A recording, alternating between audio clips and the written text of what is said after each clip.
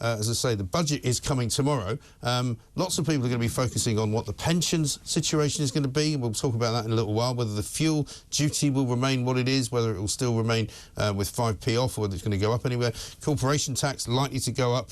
But, of course, many things that are affected by the budget are things that we buy on an everyday basis, or things that we purchase, certainly once in a while. Whisky, for a lot of people, is one of those things. Let's talk now to Mark Kent, Chief Executive of the Scotch Whisky Association. Mark, a very good afternoon to you. Good afternoon, Mike. Thanks very much indeed for joining us. It's that time of the year again when the Chancellor gets up. There was a time when he used to get up with a glass of whisky, but I suppose that's that's a bit unwoke these days, so you probably won't have that anymore. What are you preparing yourselves for? What's the state of the industry as it is now? Oh, I think he's frozen. Just in time for the whisky to set in, because after the 12 o'clock hour, there is always an opportunity, if you so wish, to have a glass of scotch. I think he's back. Are you back, Mark? I can hear you and see you perfectly, Mike. Okay, good. So tell us, I mean, what are you preparing yourself for tomorrow? Well, I mean, this government had promised to ensure the tax system was fair and delivering for Scotch whisky, and that's what we still want to see. Tax freezes have brought in extra revenue for the Exchequer, and it makes sense to support Scotch at this moment when we've been through a very difficult period, post-COVID, supply chain pressures, inflation, cost of living crisis, and energy costs going through the roof. So it's time, I think, to support the Scotch industry. Yes, I mean, it's still a very robust industry, isn't it? It's still a very popular beverage around the world.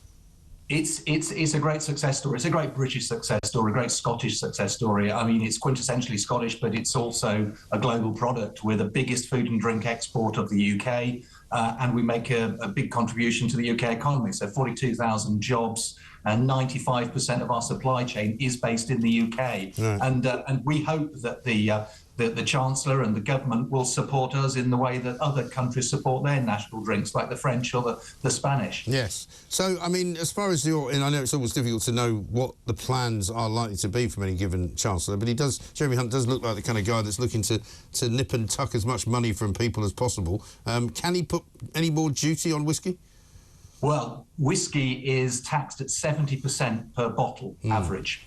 So that's basically £3 that's of every ridiculous, £4 spent on Scotch is tax. Right. You know, and we are the highest taxed nation for spirits in the G7, and something like 60% higher than the average across the EU. So, I mean, we already are sort of creaking under the weight of the tax burden. Yeah, that sounds worse than fuel tax. Well, I mean, it's seriously high, Mike. And so what we would like to see is the continuation of the freeze, especially in this moment where, you know, we are still in the period of recovery. Look at the jobs that we create, not just in the supply chain, but in hospitality, in tourism, and we hope the government will be backing one of our most successful industries. Yes, I mean, you would like to see that, but as I say, we'll keep our fingers crossed for you. And what about the influx of some of the other countries that are now manufacturing Scotch? Because they're not making Scotch whisky, but they're making whisky. I mean, obviously, we've known about Ireland for a long time, but there's an awful lot of whisky being made around the world now, isn't there?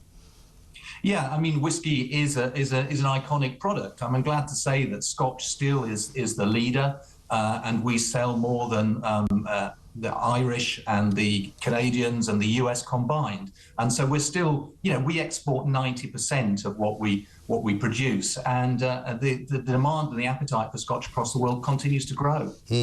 Yeah, and that's a very good thing. It can only be a good thing for the country's economy as well.